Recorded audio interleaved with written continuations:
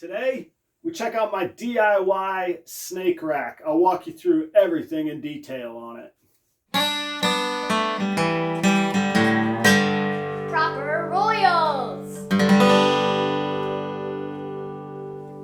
Hey, it's Adam at Proper Royals. Thanks for joining me today. I get asked a lot on my Facebook page about details of how to make a snake rack for beginners. And I'm no long-term pro, but I've been at it a little bit and long enough that I thought I would share with you the ins and outs of mine and both what I like about it and what I would do different about it. So first off, full disclaimer, mine is perfectly 100% DIY. There's no, I didn't have plans. I just went and I figured it out.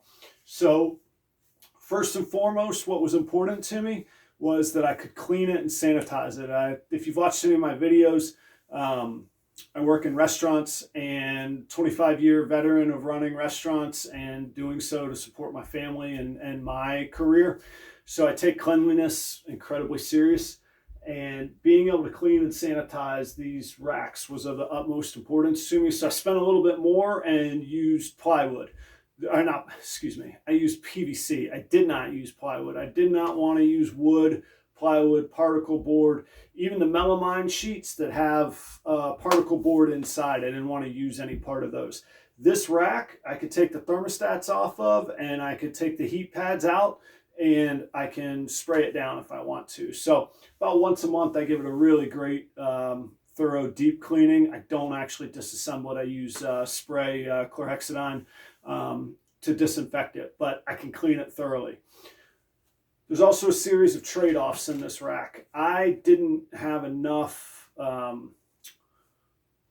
frankly, money to go buy a nice ARS rack for hatchlings, for grow outs, for adults. Plus, I got 14 snakes. 14 is a lot on one hand. On another hand, for a rack setup, that's not many snakes. So I wanted it to be versatile. So you could see I've got small juveniles up top, up here, subadults, and then I've got my adults on the lower racks. So I've got 6 total shelves. I can hold 2 adults per shelf or 3 juveniles, and I could get 4 hatchlings per shelf if I wanted to. I've got this one full now, and actually this is my whole collection. So we will actually build another one when the hatchlings come around. So in order to do that, I had to make it versatile enough, but it also means that I couldn't use the racks that just seal on the top. So I use these hefty locks. These smaller ones are I believe they're 18 quart, 4.5 gallon Hefty brand locking tubs. So the snakes are sealed in there, and then in the very back are the heat pads. I'll show you that in one second. For the adults, let's see, I'll show you. This is a 2,400 gram big breeder female. She's actually already been paired this season, so I'm going to let her be. These are, Charlie says they are 36. The director's telling me these are 36 quart. I think they're 32, but they're the big next size up, bigger ones, Hefty. Lowe's carries these. You can't mistake them, and I'll find out exactly what those are.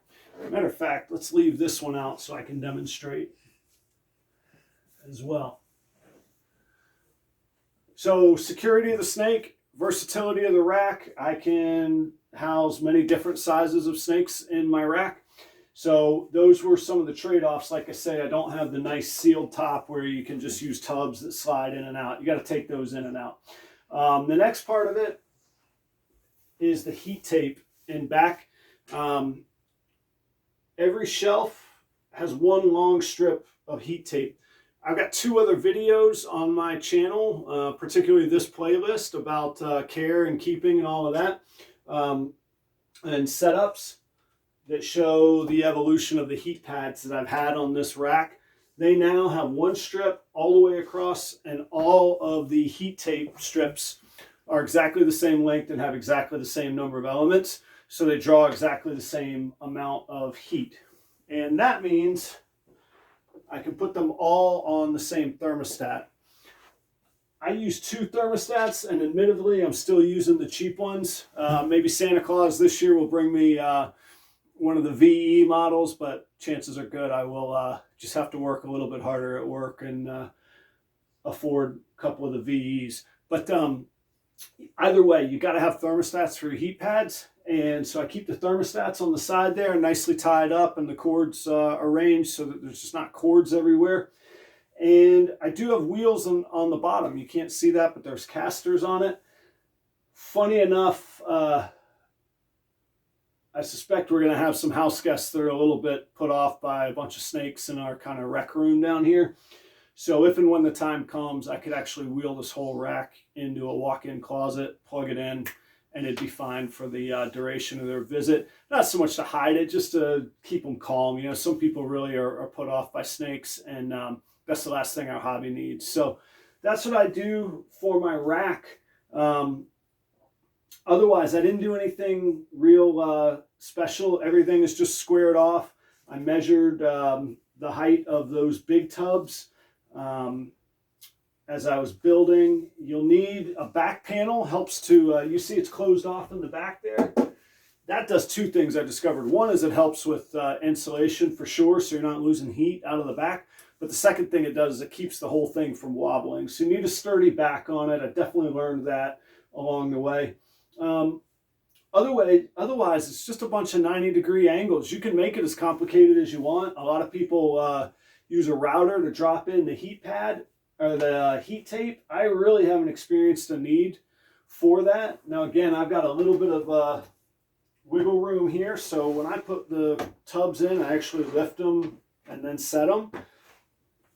It's just a habit that I have. I haven't seen any wear and tear on these yet. And then little workstation on top. I usually feed up top. I pull them out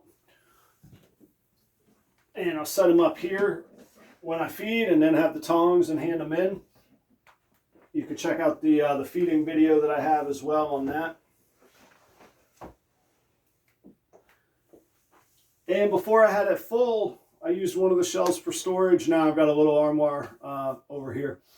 The one thing you'll need to know if you're going to use a heat rack, you'll need a few things to know. Hopefully I've covered a lot of those.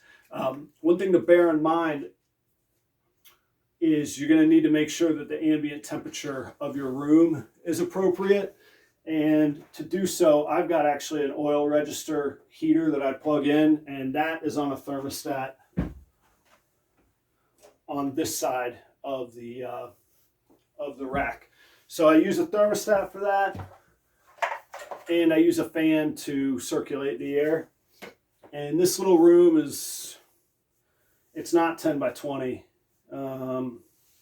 It might be 10 by 15. Anyhow, it's about 150 square feet. So that's my rack setup. Let me know what you think I'm missing. Let me know what you like, what you don't like. And show me your DIY rack as well. I enjoy comparing notes, and it's going to be time for me to build another one before long. Still not making that ARS kind of money or Freedom Breeder money yet. So one day I will. But in the meantime, this has been great, and I really haven't had any disappointments with this plan. So thank you for joining us today. If you've made it this far, it must mean that you liked it. Give it a like, give it a subscribe, check out my other videos. And until next time, cheers to you wherever you are. I'll see you next time.